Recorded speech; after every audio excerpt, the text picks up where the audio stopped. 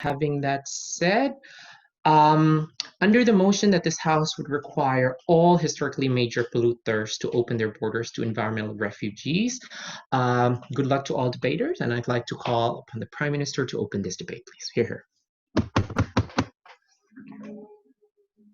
Can you hear me? Yes, yes. Okay.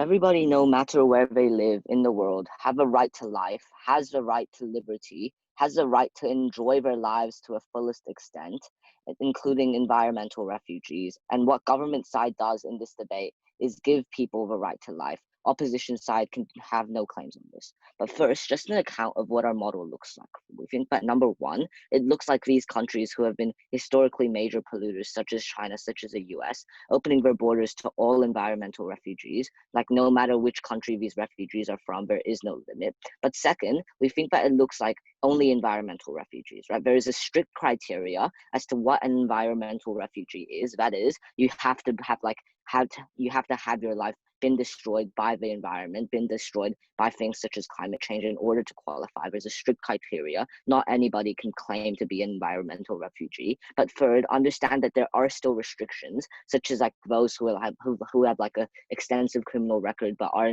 environmental refugees. These people will not be let into this country. We think that law and order still prevails.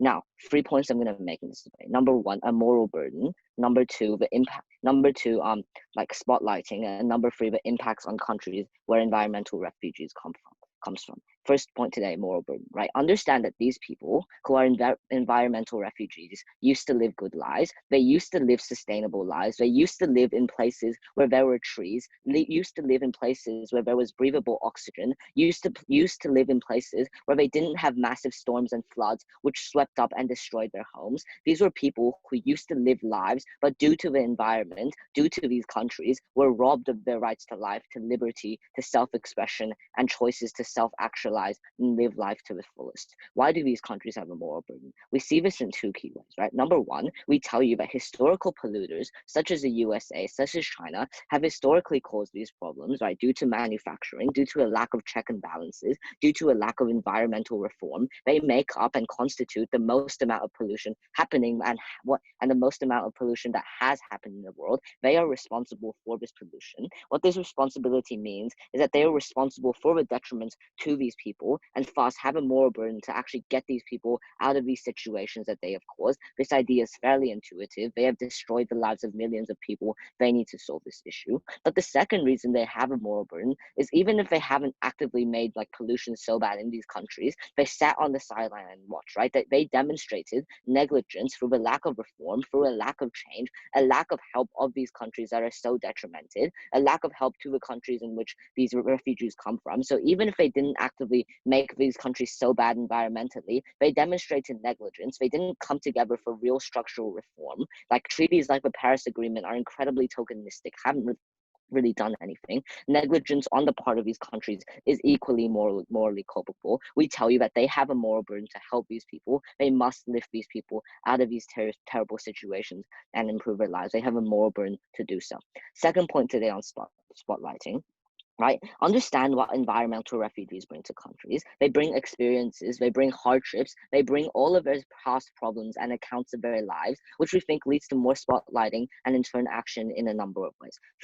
Firstly, we tell you that there is going to be local pressure, right? That is to say, when these refugees bring horrific stories of their lives to people locally, people empathize and people connect. This is much more effective than just seeing it on the news. People really understand this hurt, and thus they want to stop their governments from polluting more and destroying the lives of others around them. People are going to pressure their local governments into reform, into causing change in terms of environmental policies. Second, it gives a sense of urgency to local citizens. That is to say, it makes them realize the imperative and the immediate impact of climate change, seeing people next to them literally in the same room as them, being impacted around them. They don't want to, and seeing the threat of this, they are likely to pressure local governments because they've seen firsthand the impacts of climate change, and they do not want this threat to happen to them. There is likely to be reform here. But third, we tell you that there is increased international pressure on governments. That is to say, these types of policies are likely to make global headlines, likely to bring more attention to these issues than ever before. There is going to be increased international rallying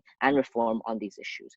So 3 reasons why there is spotlighting. But what does spotlighting do, right? First, obviously, pressure on governments for environmental reform and change. Governments are going to have to work together on this environmental reform. Like countries like the US are not going to be able to just pull out due to immense pressure locally and internationally. What this means is a better environment for people in general, which is obviously massively impactful and important. It means improved lives for environmental refugees whose lives are improved in the new society, and lastly, a sustainable future for which all of our children can grow up and live happy and good lives. But second, we tell you what spotlighting does is actually lead to increased discussion as to how best to solve these issues, right? It leads to increased communications between governments on how to solve this effectively due to this imperative, and the pooling together of resources for a common cause. This is so important in trying to solve this environmental issue. Third point today on the impacts on like these countries in which refugees come from, right? Understand that the countries in which environmental refugees come from are countries that have less technology, countries that have less political power and financial stability, countries that lack the voice and agency to create change locally and create change and pressure internationally. These are the types of countries that are hit worst by this environment. These are the countries environmental refugees come from. A couple of impacts on them. Number one, the fact that they don't have the fact that they don't have to support literal masses and millions of displaced people, and like they don't have to put this massive investment in. This means that they can invest better in things such as infrastructure, other things that are probably important to countries in the developing world. But second, governments in these countries pour massive amounts of cash ineffectively at these issues in the status quo. Taking away these people means governments have less of a burden and can solve it effectively. In that, firstly, they can be more focused on certain groups that are badly hit rather than just masses of people and like untargeted help. But second, they have more resources which they can use to actually distribute throughout society. That's a second reason why, like second impact of them, it's likely to create international support for these countries in terms of like aid from organizations such as UN, in terms of donations and work from charities. These countries are put into the spotlight and given the resources of which to improve their lives and the liberties of the people. We think that this is incredibly important, right? We tell you all of these impacts on these local governments of refugees. It means that they have more money, more resources, and more ability to improve the situations of their environment, to improve the lives of their citizens, and give back a right to life in a society that they should call our own. Very, very proud to propose.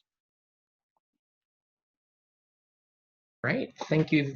Thank you very much, Prime Minister, for that speech. To open opposition's case to the semifinals, I'd like to call the leader of opposition to speak, please. Here.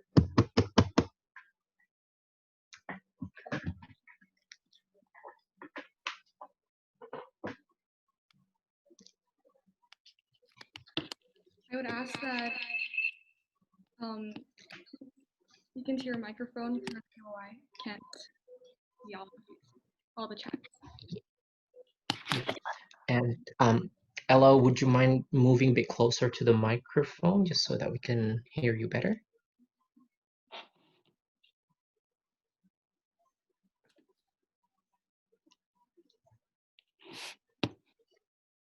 Here is our counter alternative. We think that simply, if I am living in a country in Southeast Asia, I do not want to fly or ride a boat all the way to a foreign country in America.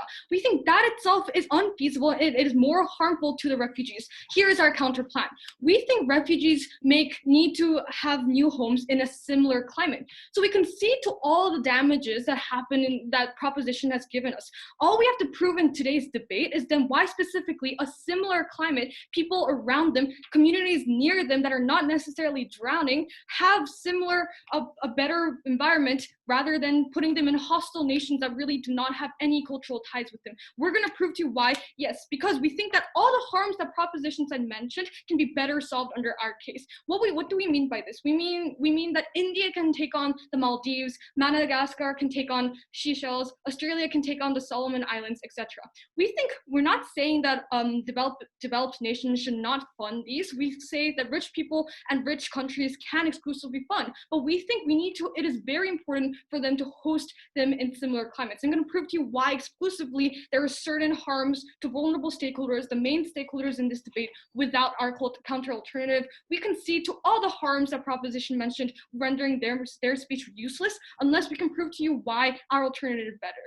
First, we think this is simply a problem-solution mismatch. We think the solution to suddenly move a group of people into a completely foreign place is itself ridiculous. We think people, especially these people who have lived in communities, especially traditional tribes, often have strong ties with their communities, often have strong ties with their ethnicity. Placing in them random countries just because they have been historically been POI. by reasons why that damage has been caused is itself complacent to the fact that these people have different cultural reasons, have different cultural differences. We have seen right now how hostile nations have become to refugees, where they're completely different and completely disconnected. That is a very POI. Because under their characterization, these refugees are vulnerable. These refugees have been inherently damaged, their entire lives uprooted because of the faults of the developed nations. We completely agree. We think we can solve this better. We think that instead we need to send them to nearby places. Why is this important?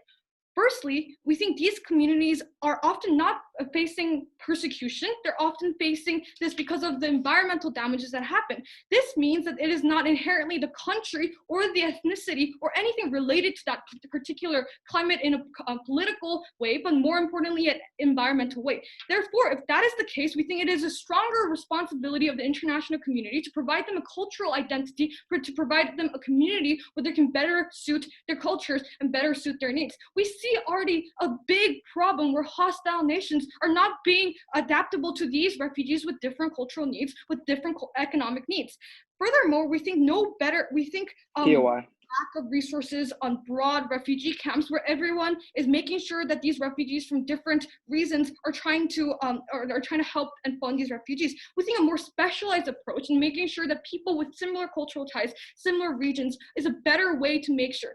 We think additionally, this makes governments more accountable. Why is this the case? Because we think that it means that the government that you're moving to, this new home, is at least very close to the original government you have been in a contract with. It means governments from that nation who has been vulnerable to environmental damages can actively pursue people's rights and refugees' rights if they're very nearby. It makes it easier for transparency to happen because they're similar culturally, they're similar economically, and they're similar politically. It enables governments to make sure that these refugees are better accounted for. It enables people to actually actively send resources for people to come back to the communities and visit people who have not been able to escape. It visit and prioritize actual refugees. We think that these low-lying island nations have cultural enclaves in nearby nations, such as the Solomon Island cohort in Australia. We should not break these unique cultural identities apart, making and forcing them into hostile nations where they're not going to get POI. Because it makes governments complacent to the fact that, yes, we have provided a home. That is the end to our environmental solution. We should not break this up further, but help relocate citizens to a safe location with similar climate. I'll take your POI now. We're simply opening up borders. We're not forcing these refugees to go like to the USA. Yes, but we think that by making this motion, it makes the dominant solution going to these developed nations. It makes the dominant solution funding into programs coming into developed nations. We think we could allocate that time, we can allocate that effort, we can allocate that monetary resource that we could better make better homes, make better cultural enclaves, make them better connected to new communities that have similar climates and similar cultural and political climates. We think that you already just admitted to that proposition just admitted that they're splitting up cultures. Cultures are protected better on our side. We think similar climates are have a unique benefit that is different to just throwing them in developed nations. Lastly, we think it makes them more actively able to promote social gains. What do we mean by this? Because they're not disconnected to their previous home, just because they're not necessarily the minority, the individual that has been split up into different hostile nations, you have more of a voice within society. You have more ability to pursue, for example, economic interests. You have more opportunity to say that our environment was screwed up by developed nations. We have more power to mobilize for a group of people to actively voice their change. This looks like people and communities coming together and asking for better accountable resources and policies from developed nations. It actually means we're able to mobilize a group of people of strong cultural identity who has been altogether disenfranchised by the society that developed nations have pursued. I think that is an inherent benefit that comes from opposition. That is an inherent narrative that they cannot pursue, because we think that this is very exclusive, because at the point in which developed nations can say, oh yeah, we opened our borders, therefore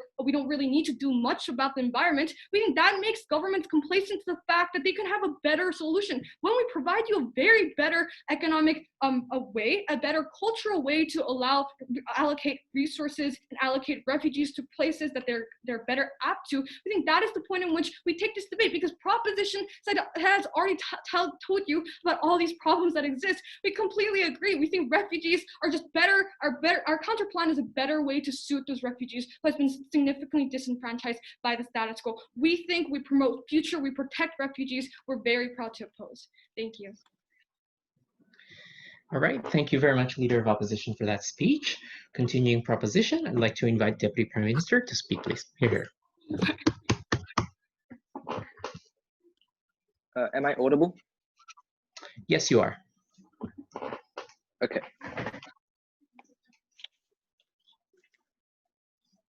Okay, so just to start off, I'm going to describe what our case and the debate so far looks like, right? So we've said that these countries have an obligation to environmental refugees. Like, what these countries have done, like, has to warrant this flow of refugees, right? And second, we've already talked about like practical benefits here, right? We talk about how we bring awareness to the issue of the environment, and I will also further describe how there is an incentive to discourage pollution, right? But first, just some rebuttal to Leader of Opposition.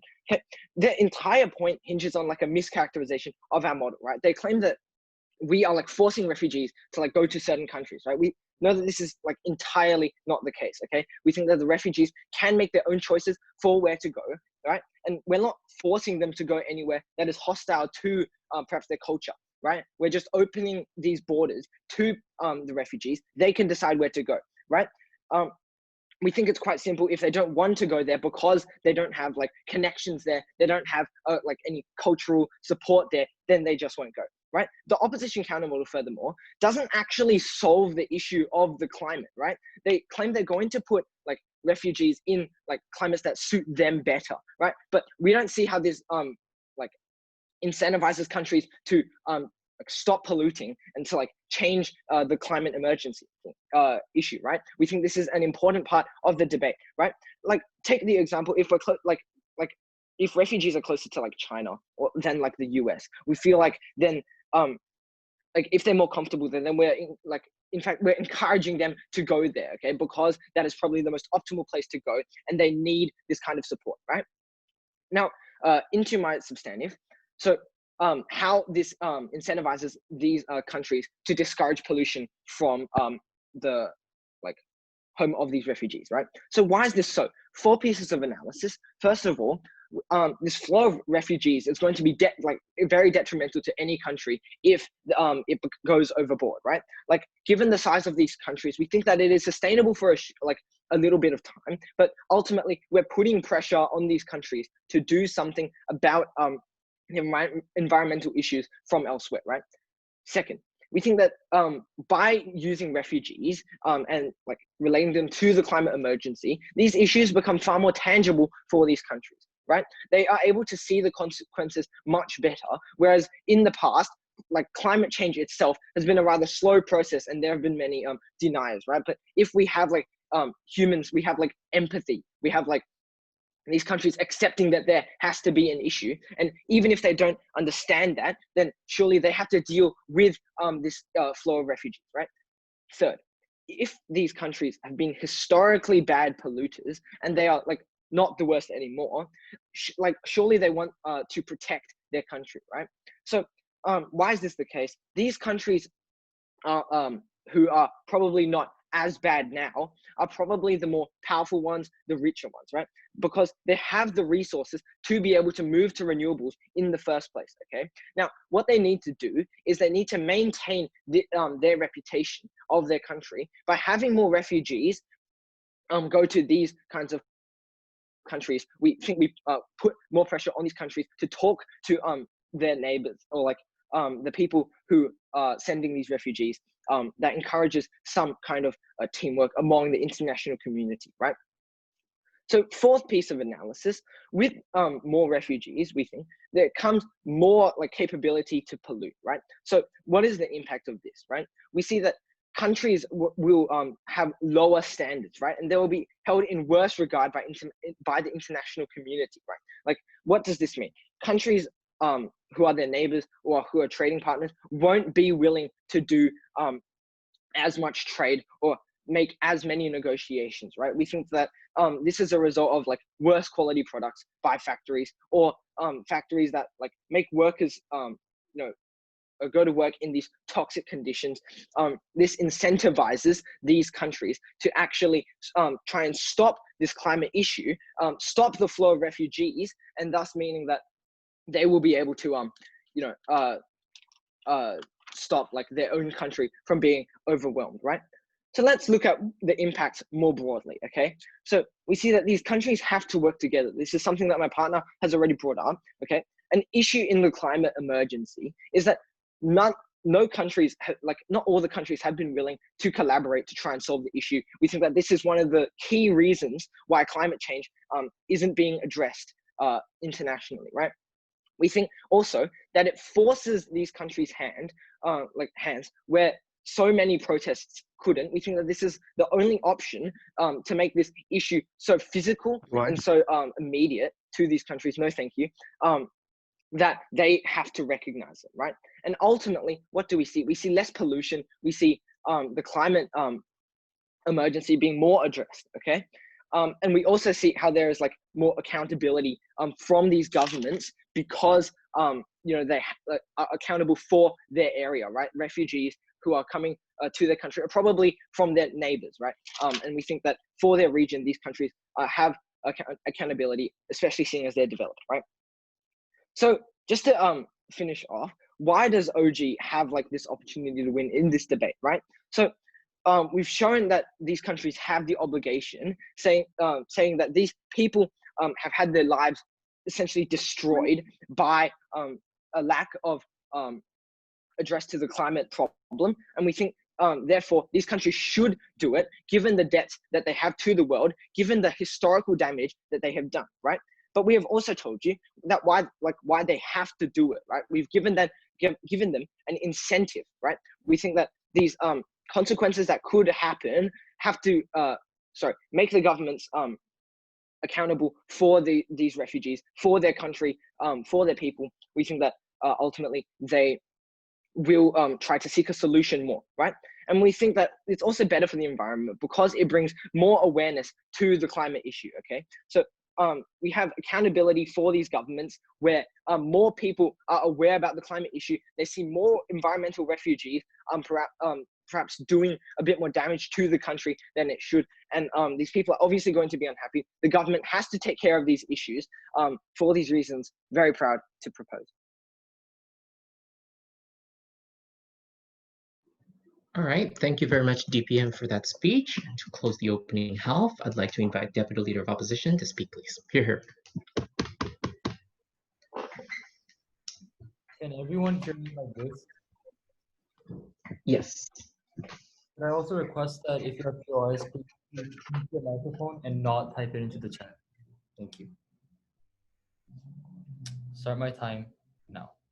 Nobody in this debate is going to deny that major polluters are responsible for the injustices against environmental refugees and that they've harmed them in various regards. Therefore, the burdening of opening government wasn't to continuously say that injustices have happened, but rather their burden was to prove why their solution directly or to open up their borders was the best way to engage in making the lives of these people who suffered injustices better. We think that they miserably failed to do this. Couple clarifications before I ask one question to analyze the opening part of this debate and give one final substantive. What did Sue tell you? Firstly, we told you that they have a massive problem solution mismatch. There was literally no response to the fact that Sue told you the solution to people in a Pacific Island climate is not to send them to a cold environment. We don't think they did anything wrong. They did nothing to deserve that. Instead, we told you that we wanted to send them to nearby places where they could adapt better. It doesn't make any sense for you to send these people to like the United States, right? Of course, we think that polluters need to subsidize this. Of course, we think that these nations should help them in the transition. But the fundamental problem was that on their side, they made the lives of refugees a lot worse.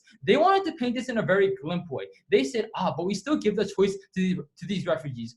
Firstly, don't tell us that you give the choice to refugees when we literally characterize to you that their islands are drowning in water, that their islands are that they're not going to be given a chance to survive. Meaning that on your side, you only give them the choice to go to those nations. You make them think that that is the only option they have. On our side, we make it so that they're a lot more likely to go to nations that they can actually adapt in. No, thank you. The second clarification we need to make is that our side prioritizes refugees, right? Because these low-lying island nations have cultural enclaves in nearby nations. Such Island, no thank you, Core in Australia. We don't think you should break this up further, but help reallocate citizens to a safe location with a similar climate. The difference between proposition and opposition is simple. Opposition actually cares about the refugees in the first place. The one question I want to ask is who better protects the people suffering from environmental problems better? And recognize that this was the most important question of the debate because it's literally an assessment of who can better protect the people. What did they say? They seem to think that injustice, no thank you, have happened to these people, and due to the mistakes of these polluter countries, they have an obligation to intervene and get the people out of these situations. Sue already told you that we concede to all their impacts and the fact that these people are struggling in their characterization of the world we live in. But recognize, they failed to give you the entire equation. What did Sue tell you? We told you that islands like the Maldives are literally sinking in the ocean, meaning that these people are already suffering in the status quo. Just take a step back and think about people suffering in sinking islands and consider what these people actually want. They do not want POI. They do not want to suffer, no thank you. We exclusively solve the problem for these refugees. They just wanted to ask in a POI, but we're not forcing these people to go. I'm sorry, but I don't think you have much of a choice if you're the actual person when literally the place you live in is going to sink very soon. What was the extended impact? Even if they wanted to say, but they still have a choice. That was just not engaging to our case, no thank you. Because we told you, the moment at which these nations just opened up their borders, that was the moment at which they were a lot more complacent because they're able to tell the international community, you know what, our borders are up, we've done enough for these people. That is the point at which they're much less likely to fund these people, give them the resources, allocate them to the places that they actually need to go. Also recognize, because we've given you this analysis, we're not letting major polluters get away. Of course, we think that they need to support the transition, whether it be aiding these people or providing them resources. But their one-size-fits-all solution of making these people feel like they have to go to those places is precisely what makes their lives a lot worse. POI. Note that there's literally no response to any of the analysis that Sue already gave you. We think that's a failure on their opening gov. Now, no thank you. On their point of spotlighting and all those impacts they wanted to give you, recognize that is not an exclusive argument. Of course, we think that these people should be given the spotlight. We think that you get a heck of a spotlight when millions of people are moving towards those areas, right? But what then was the exclusive impact you got on our side? You were able to redirect people to an area where they could actually be protected, an area that they could actually adapt to. And as opposed to sending people to a certain area that you call polluters, we could send them to the areas that they actually needed to go. And this was an POI. At the point at which they literally refused to give any analysis on the fact that we told you cultural enclaves do exist, that you need to protect and protect these people in the sense that on our side, you make transition to these places a lot more easier. The fact that they were unwilling to engage in that part of the analysis means that they literally didn't actually protect the best interest of the refugees in the first place. Before I move on, I'll take your POI from opening government. So if these refugees move into countries that may be closer to them, then that country that didn't do anything wrong historically has to deal with the detriments of these refugees, which I've already explained in my speech. Why is explained, basically. you may have explained that in your speech, but I don't think you were listening to the previous analysis that I already gave you, right? Because our point wasn't that we wanted to just let these nations get away with all the injustices that they committed. We literally conceded that to you. What we told you was that you didn't concede to Sue's analysis, that you make them a lot more complacent when they can just tell the international community, look guys, our borders are open, we're using a lot of resources on these people, we've done enough. On our side, what you make it is so that they can actually support these people when they go to the places. We're going to further explain this in our substantive now, which is how polluting nations are more effective in helping on our side.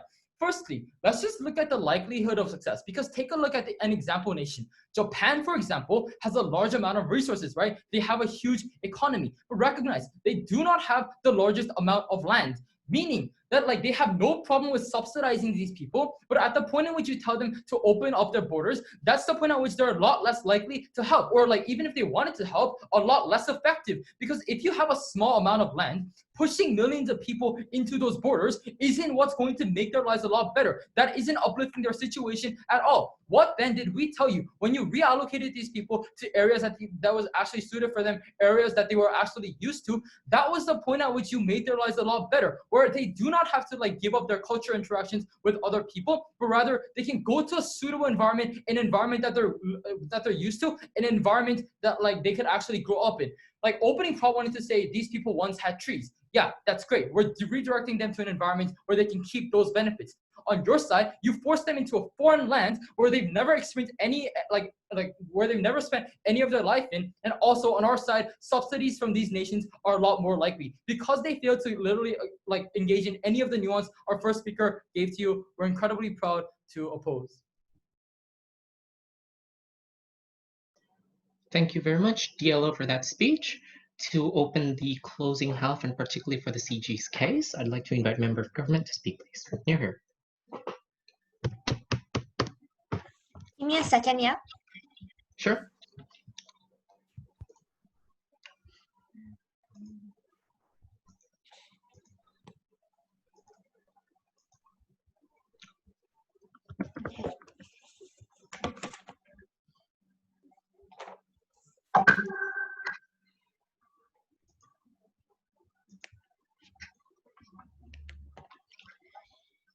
Chair, we think that a lot of material coming out from the side of opening opposition is one that it's severely untrue.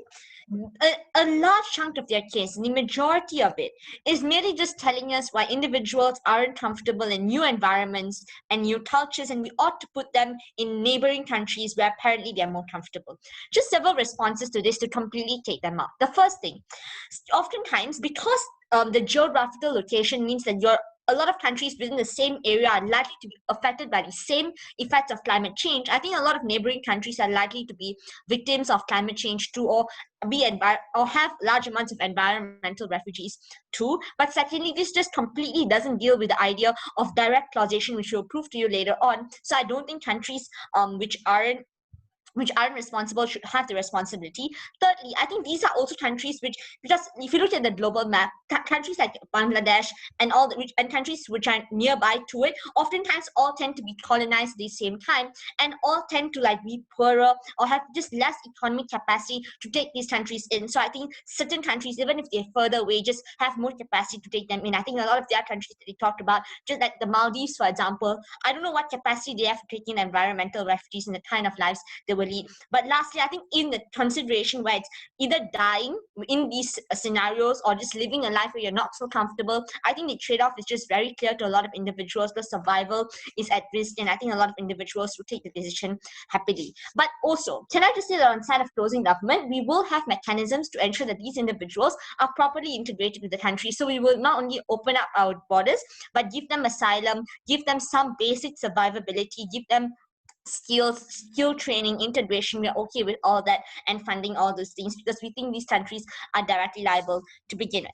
The second thing that ASDO says, and this is just a smaller part of their case, but they say that this will make these countries complacent. So their mechanism, or their alternative mechanism, is for them to fund the fight against climate change within these areas. But realize, if these people are environmental refugees, means that they're leaving situations where the situation is already so bad they probably can't breathe. There's probably a natural disaster that happened. I'm unsure as to what that funding will do, because the environment that they live in is so badly polluted. I'm unsure as to the feasibility of that money, where it's going to go to, and how you're able to lift these people up, because it's not just about it's not just about money or healthcare, etc. But it's just that the place they're living in is just unfeasible to live in, and I don't think money can do much. So I think they just need a newer environment, or a more clean environment, or environment that just has more money and has throughout the years built an environment where it's feasible to live in. So I don't think funding. The reason why funding isn't the proper alternative is because it's too late and the harm is already done. So I think they just need somewhere else to migrate to, and that's what we give them. First extension. What is the reason behind the direct causation that larger countries, or these historically polluting countries, have towards smaller countries? So OG touches on this, and the mere analysis that they give you is that these are people who are negligent, and the main cause of pollution within society. But recognize that this isn't the analysis that we're going to give you. We're going to tell you directly why the environmental harm that they cause directly led to the economic power imbalances within society today, and why colonization had a large part to do with it. Realize that a lot of countries like America or UK, all these are countries which have had started things like the Industrial Revolution, or they had large amounts of funds which they used to exploit developing countries, like smaller countries. They took their resources away and actively used that same resources to pollute the environment within all over the place, and even within their own countries, but also globally, when they came into other countries and started exploiting their environment, taking out things, taking out resources, constantly polluting it. This means that the exploitation that they had directly led to a lot of the environmental harms that they were able to access, because realize that all the resources that they took from developing countries, that they moved it towards their countries and used it to constantly industrialize and for industrialization. This means that the only reason why they're currently capable to take in these refugees is because they directly exploited and resulted in other countries becoming economically disenfranchised. Even if it wasn't things like colonization, the reason why China has so much of capability is because all the environmental harm they caused directly led to the economic power that they had, which allowed them to exploit smaller countries like Sri Lanka, etc., and constantly exploit their economic status, which is why they don't have the ability to deal with climate change. The reason why a lot of these countries aren't equipped to deal with climate change and oftentimes face the climate change result the fastest is because they lack a lot of technology and capability. What technology have other countries been able to build to, and why are they directly responsible? All the economic exploitation that was resulted from things like colonization means they've had time. China, for example, has had time and the expertise to build things like renewable energy within China, to build things like walls, homes, have better health, to have technology to directly, even if they have like oceans that are sinking, technology to prevent these things from affecting people, the infrastructure which they're able to build over years currently. All the expertise means that their economic sustainable power and the exploitation that they have caused to other nations, which directly leave them unable to tackle climate change and its effects, means that they have had time to build all this technology and make their countries far more able to cope with the effects of climate change. And I think there's a direct obligation for these countries to take them in. But secondly, what is the impact locally and within these countries? I don't think it's as simplistic as what OG talks about, as in people get to see other people coming into the country. But it's the mere fact that it's a trade-off between the economy and the environment. So in a lot of countries like America, the reason why Donald Trump is able to garner support for like policies which actively go against the climate is because he's able to tell individuals that the economy is extremely important and we need to prioritize the economy, because people are selfish individually and they feel like the harm is not going to come to them because they're privileged and they live in bubbles where they don't face the direct impact and hence able to prioritize the economy. I think that's a large ammunition that your right wing has. The point at which refugees come into the country, which is, I think it's a large amount of refugees, and given our mechanism where we have to give them not only asylum, but basic rights. It's a large amount of funds that goes in and that hampers the ability for the country to thrive. I think this serves as a deterrence mechanism for individuals within the country to believe in the right wing and believe in narratives where the economy is able to be prioritized over the environment. Now it becomes a direct trade-off, and I think they are far more likely to pressure governments to have policies to say no. Environmental refugees in that country are going to directly affect them. Proud to propose. All right, thank you very much, Member of Government, for that speech. To continue opposition's case, and in particular for closing opposition, Member of Opposition, please. Here.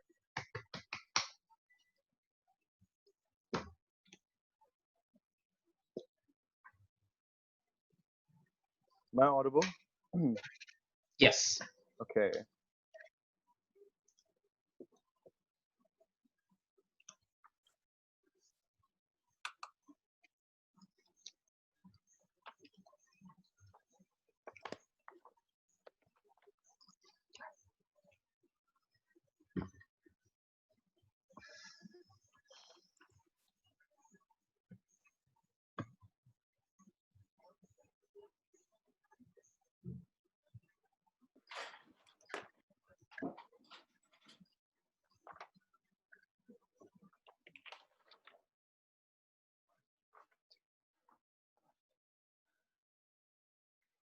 Panel, I was really sad to see that closing government also fell into the same ridiculous principle trap that all the other houses in this debate have fell into.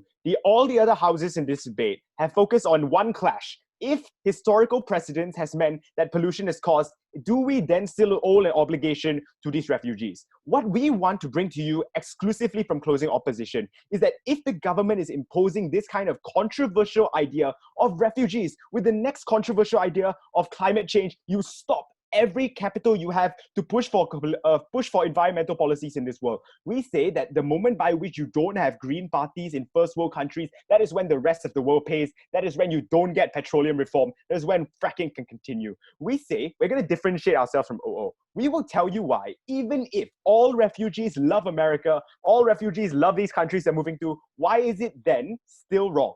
I think they can't win the debate with that kind of idea. Before I get on to rebuttal, this is what we want. We will use all political capital we have to push for green policies within these countries. We will disassociate ourselves from the ideas of refugees. We will paint it as a palatable light. So painting it as like an American issue that like climate change is. We think this debate cannot be boxed into culpability. This debate cannot stand on a principled justification when you are talking about the future of green parties and the environmental movement itself in question. We want a sustainable form of environmental reform.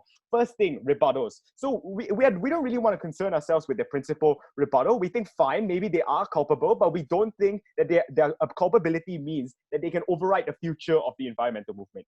They said, both OG and CG, that you bring positive press for reform the moment by which you allow these people in. 3 responses why that's not true. Number 1, pollution is local and jurisdictional. That means that any amount of car pollution I reduce in China will only marginally affect the countries in Myanmar. I, as a person, am not going to listen to that incentive. Second thing, you entrench a stigma of refugees to climate change. The threat to you is not necessarily that you hear shitty stories. The threat to you is that my employment is at stake, is that my way of life is at stake when these refugees come into my country. Then the third level comes in. Why then would I push for environmental policies when it will be so much easier for me to push for nationalist right-wing rhetoric to get the refugees out of the country? Clearly, it is so much easier to ally with a party that wants the refugees out of the country, aside from a whole systemic reform of idea. Notice the fact that we're not exactly leaving these people to death. There is no island that's going to sink with you standing on the island sinking slowly. Individuals that are threatened by fishermen, like losing their fisheries, are only going to move inland. They're going to become custodians. They're going to shift their stories. Sure, it's unfortunate and it's sad, but don't let side government tell you that this is death.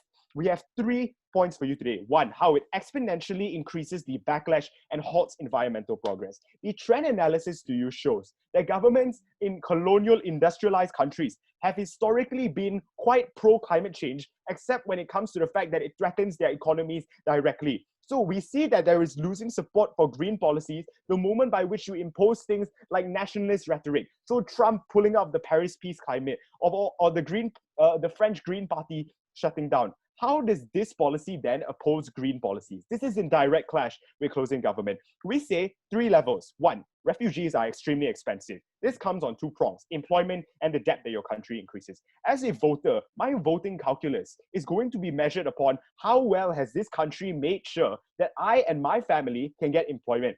How there is so much less menial labor that comes the moment by which these individuals come into your country. Second thing, debt. If your government is launching individuals into debt because they want to prioritize other countries' people, why would I then vote for this continuous same government? Second thing, there is already a tandem of like discrimination between refugees and the climate change industry. So the right-wing movement can co-opt that idea and push every single amount of blame. This is an idea that is able to swing even moderates because it's no longer just some kind of wishy-washy against climate change idea, but it's threatening your job security. Third level, this is a humongous amount of refugees, ladies and gentlemen. Closing government cemented this. This is, you're not letting in 100,000 people. You are letting in millions of people, because if you say that you're affected by climate change, you're allowing, there's no delineation as to who isn't affected by climate change. This means that there is like no positive attention for you to garner when all of the attention is focused on that job security being lost. Impact of this is what? For any climate change policy to occur, you need the critical mass of enough individuals to push for that climate change. We see that individuals use nationalism to fight off refugees all the time. The sheer bias of Germany taking in 400,000 Syrians and then 3 years later saying they don't want them anymore because of nationalist rhetoric that powers that. We see that right-wing rhetoric, the yellow vest in China pushing out Muslims because it's a discriminatory on their country. We say that is something that is a threat to you. What is the impact of this? The impact is that you lose so much more. You could push your country into not voting for the liberal country, which has a few cap and trade policies, instead voting for the right-wing party that wants to abolish every single climate change policy. That is what happened in America. Ladies and gentlemen, third point. We have at least some degree of leverage on our side. 4 levels of analysis. Number 1, we are able to pass these ideas of climate change with a bit more objective view. We prioritize the people and we use a narrative that ultimately this is an American problem, this is a national problem. This is how policies of cap and trade occurred. When the EU said we prioritize the livelihoods of our truck drivers, they were able to cut down the amount of times that truck drivers are on the road. Second thing, there is an actual buy-in. People actually want to listen to climate change movements now. One of the huge problems is that education is very difficult when individuals don't believe it's an actual problem. When individuals say that you are coupling that with a wishy-washy socialism idea of saving everybody, who then is going to listen to you? Third thing, we can still maintain the image of green movements to ally and co-opt with other forces. So 2 prongs to this. 1, green companies. If there is still a market and a positive image for green companies, you can still invest in companies like Tesla. You can still grow green technology and push products that are greener for the environment. But on the second prong is that green politicians can occur. So when you have a fan base that is large enough to be able to gain a democratic vote, it is then that politicians are willing to stick their neck out for you and push against the petroleum companies, push against other things. The fact that Obama was able to get the Paris Climate Agreement is because of the fact that there was a large landscape of individuals who wanted to push for that. When coupled with Donald Trump's nationalist rhetoric and changing the whole movement of America within the next 4 years, and that climate change was not there, no politician was willing to stick out for that idea. We say the impact is you actually get these politicians, right? You actually keep these political parties. The moment by which none of these things happen, 95% of the world's pollution is caused by the fracking companies in first world countries. When you no longer have these parties in power, when you no longer have these politicians fighting for you, that is when all of their harms become magnified.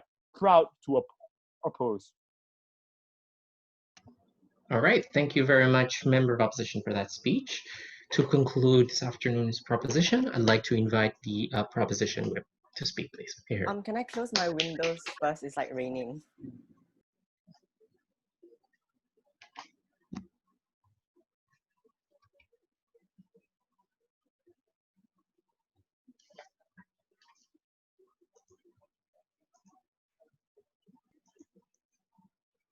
Hi, can you hear me?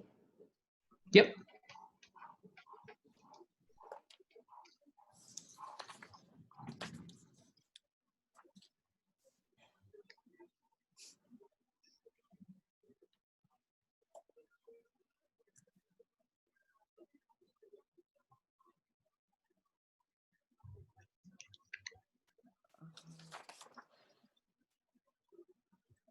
For too long, individuals that have been unaffected by the severe effects of environmental pollution and climate change have been able to get away with their continued ignorance because climate change is apparently not real, because it is something that does not directly affect me in the long run. We think this is that people think it is a ploy, is a story to scare individuals into be more environmentally conscious. This is the realistic reality we live in the world today. Before I move on to the several the rebuttals and to tell you why CG takes this debate over every house in this room, let's just deal with the characterizations that came out of closing opposition. They tried to refute to you that all of a sudden the mass amounts of influx of refugees would then create political turmoil and individuals wanting to vote you out in the first place. Notice this is an infeasible argument to run because number one, that was contingent on them having any political capital to want to actively take them in. We think no country had citizens on the ground wanting to actively vote in policies to take in millions of refugees in the first place. This policy was implemented directly against the people's will. We don't think people actively, willingly want to take in millions of refugees in the first place. They can't premise their case on you overturning this overturning the ability for you to take refugees in the first place, because then what is the debate we're trying to have in the first place? It has to be somewhat sustainable. But even if that's true, they haven't told you or proved to you then why these countries don't have an obligation to help in any sort of way. They simply told you that no, it's too bad that your country or your island is sinking. You should move inland.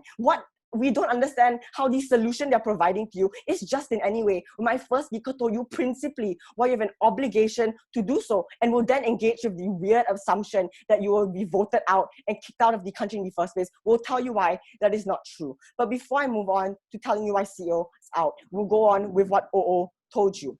We think they told you, and they had a very weird setup to want to squirrel or to run away from the debate, to tell you that they'll simply move away to neighboring countries. I think my first speaker has told you, number one, if it's truly neighboring and it's nearby and you have so many cultural ties, this is probably a country geopolitically, like its location is probably somewhere that is also directly affected by the same environmental harms in the very first place. Number two, then they had to tell us, in instances in which the country bordering you does not want to take you in, if it actively says, no, I don't want to take in millions of refugees, then what are you going to do for these people? Are you going to let them stay on the island and die? And number three, they never told you why there's any obligation for these countries to do so in the first place. Why just because I am neighboring to you and my border is next to you, why I should then have an obligation to take you in? They had to prove that link in order for them to run anything, and we think failure to do so means they have no case to stand on. And then they told you that they wanted to have adaptability. I think the idea that you're unable to adapt in the US because there's winter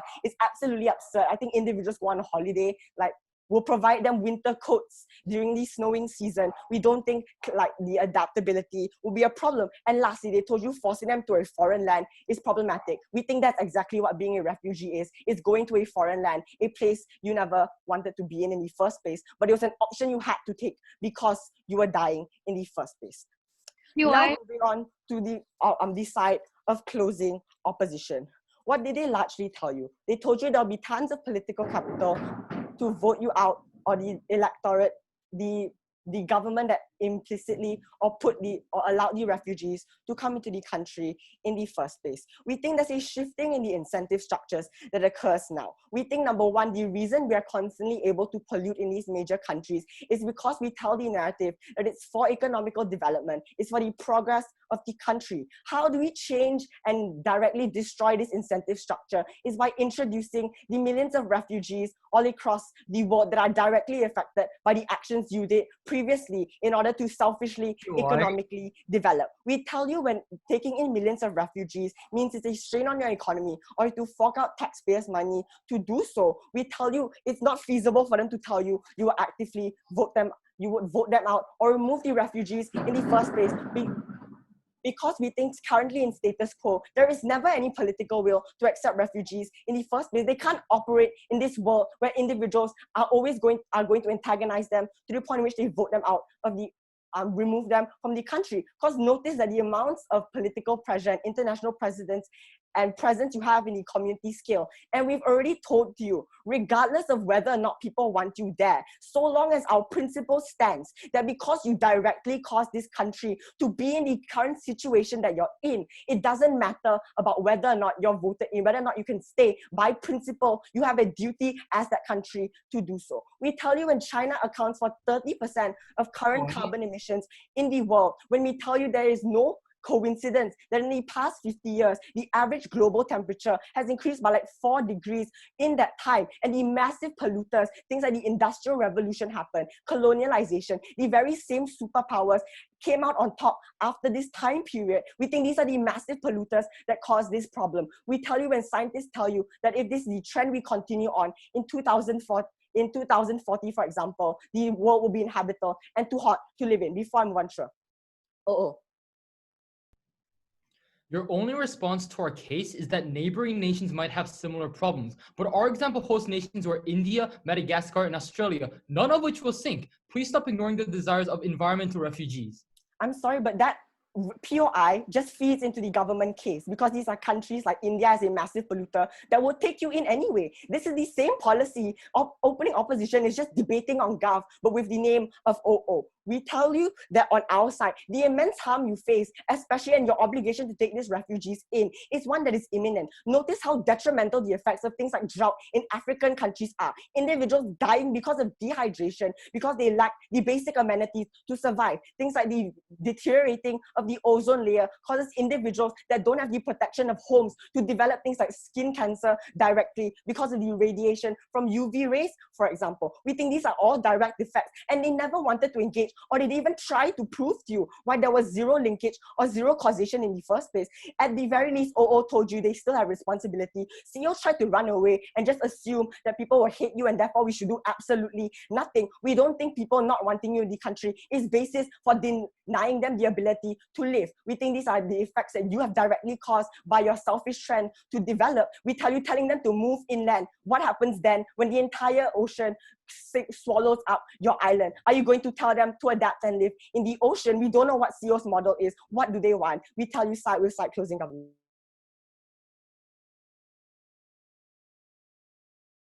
Hi, sorry, is it okay? Sorry, is it okay if I use the toilet for a quick second? Yeah, sure. Thank you. Yeah, and thank you, Government Whip, for that speech. Open Opposition Whip, whenever you're ready.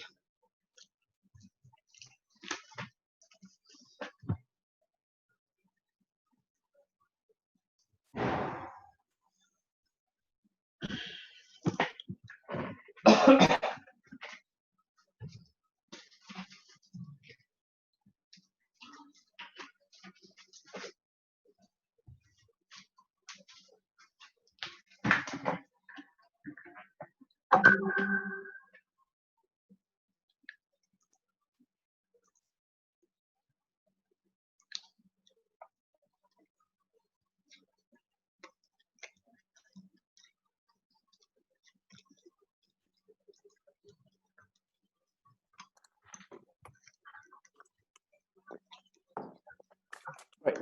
Am I audible? Yes, you are. Thank you.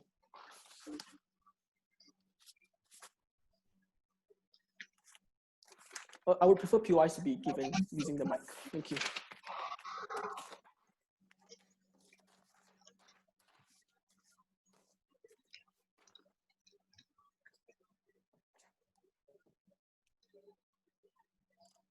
When the government whip gave you an illustration of how perverse the effects of climate change is, that it literally detriments 7.6 billion individuals in this world, there's a clear clarification on what the debate is about. The debate is about the overall fight against climate change and how we better preserve that fight on closing opposition uniquely. Opposition doesn't take the burden of not caring about the environment. We believe we have to be strategic in using the social and political capital. We have to ensure we get sustainable change that won't get knocked down. The only response we heard was, guys, it's infeasible, which the only conclusion I can draw is the government house doesn't want to debate in reality. We told you countries are open to taking refugees. The first 3 terms of Merkel's policy was to take in refugees. When Macron literally got elected on a green pathway, we think that's a world in which there was political capital for forms of change. The only issue here is that there's a tipping point, and the only world in which you don't cross the tipping point is one of closing opposition. I'll do 2 things in this speech. The first, how we neutralize the principle, and second, how we better preserve the environment. Firstly, on the alternatives we have for the principle, right? Governments claims that you're complicit, and not the stand that closing opposition takes. We agree these countries to an extent cause the problem, but the principle of complicity isn't an absolute one. There are nuances in which we need to understand. Firstly, are there alternative mechanisms to discharge a level of that responsibility? Opposition told you that our alternative looks like sending aid packages to those countries to help them facilitate the movement of these individuals to maybe other cities that weren't drowned or aren't suffering from, for example, unsuffering from like a typhoon, but two, can have like a greater adoption of green policies overall that slows down the effects of climate change. So on a net, we have less of these victims in the long term as well. All these policies are still a discharge of their burden. We have no idea why complicity still stands to a fullest extent. But we do agree that we end up taking actions that might not fully discharge the burden of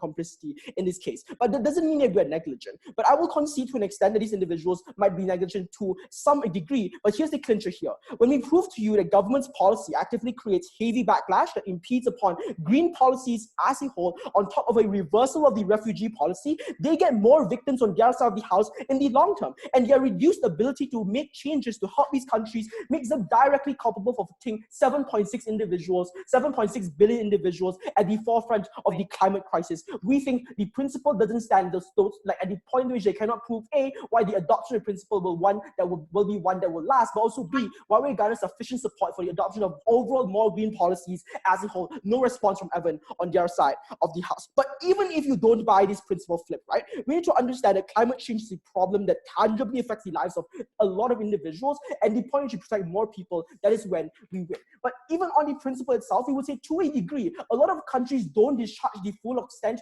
of their complicity, and that is fine. A lot of nations do understand sovereignty is the primary principle in which they abide by, and their citizens are their primary duty. So correct, a lot of crises are happening in the status quo due to the colonization as a whole, but it doesn't mean that all countries have to take in refugees. Opting into the UNHCR is already one option. It's already like a prerequisite for taking in refugees as a whole, and a lot of countries don't opt in for that. And the entire policy for taking refugees in and of itself is one that is enforced by that isn't enforced, and one is based upon the goodwill of individuals as a whole. We have no idea why that characterization of the principle is one that's legally binding to the extent to which government wants to argue. We think complicity is not part of this debate. We will move on. Closing. Why is it okay to instrumentalize the 7.6 billion refugees so we don't anger or create backlash for the privileged individuals? Look, the extent of the principle has already been debunked, but these 7.6 billion individuals on our side of the house is the individuals in which we save. But on closing government's extension on their like somewhat extension of the principle, right? The only thing Maya tells you is that these countries end up using the money they have from pollution to end up depriving these countries of the ability to adopt like more green technologies. We think it's a problem solution mismatch. On our side of the house, we're perfectly happy to support things like joint treaties to enforce green technology. We're happy to do like subsidies for the supply chain. All these policies are non-mutually exclusive on our side of the house, but the unique point here is that you don't actively detriment the current capital you have for the employment of all the other alternatives on our side. But the unique clincher that you need to understand is the government detriments the political capital when they feed into right-wing populism in this debate. On to backlash, how this policy actively plays into right-wing rhetoric. I think the problem that this debate has in all 3 houses is a lack of grounding to reality, especially when we're talking about the problem that literally affects all of us in this debate. Note that the policy is literally a double whammy, right? Here's a laundry list of backlash against climate change efforts in and of itself. The Green New Deal got struck down on a bipartisan level by Democrats and Republicans. Trump actively pulled out of the Paris Climate Accords. The Yellow Vest movement in France actively struck down Emmanuel Macron's green carbon tax policy. And another list of backlash is for literally like refugees in and of it themselves. Australia literally has an island where they commit tons of human rights abuses against the refugees they take in. And in the vast vast majority of cases, the closing government extension doesn't stand because their case is hinged upon the interaction of individuals on the ground that allows for a greater awareness of people about the effects of climate change. I would like to debunk the idea that it's ridiculous to say people aren't aware of the issue. When hurricanes literally do hit America, this is highly nuanced. Society is aware of the increased environmental problems. The conflict is when the fight against climate change makes them collateral and makes their interests betrayed. When a tax could hurt their quality of life, when refugees take away jobs, that is the world who start rejecting these policies for their own self-interest and for their own self-preservation, and right-wing populists literally ride off that. That is the debate as to which will better balance out better balances out the backlash you have against these policies. And not specifically, closing government's benefits are all contingent on there being positive interactions with individuals in the first place. I have no idea why talking with these individuals about their experiences is one that you get when you literally have refugee camps which are isolated in the vast majority of the world from the general population. But moreover, I have no idea why other alternatives are insufficient, such as media that actually portrays these hurricanes, that gives you visceral images and visceral portrayals of the effects of climate change. They don't deal with that on their side of the house. On to backlash. Why this uniquely feeds into right-wing populism in this debate? I would like to note specifically that there are a lot of problems with the countries that are going to enact this policy. In America, you have Trump, but throughout the colonialist countries in the EU, all these countries currently face a problem of Euroscepticism that was literally based upon the idea that enforcing green policies infringe upon the sovereignty of these nations, which is why you have the rise of Brexit, led by Marine Le Pen, and the rise of the AfD in Germany that literally reject the fact that these countries have to impose things like a green carbon tax. Note specifically that your political capital as the party in power that wants to impose this policy is one that's finite and limited. The world in which you impose it, then you get a double whammy effect of compiling the backlash of green policies that detriment the self-interest of individuals on top of the refugees policies that literally detriment a further self-interest of these individuals. We propose that the combined backlash literally cripples your ability to have any effective mechanism of change in the future, even if it's not the reversal of this policy, it's the lack of adoption of future green policies because you get voted out. In this debate, we all agree that climate change is a major issue. Only on closing opposition, we provided a proper roadmap to how the issue can be structurally solved, not the world in which government wants to debate that it is in reality. Very proud to oppose. All right, thank you very much for Opposition Whip, and thank you very much indeed for all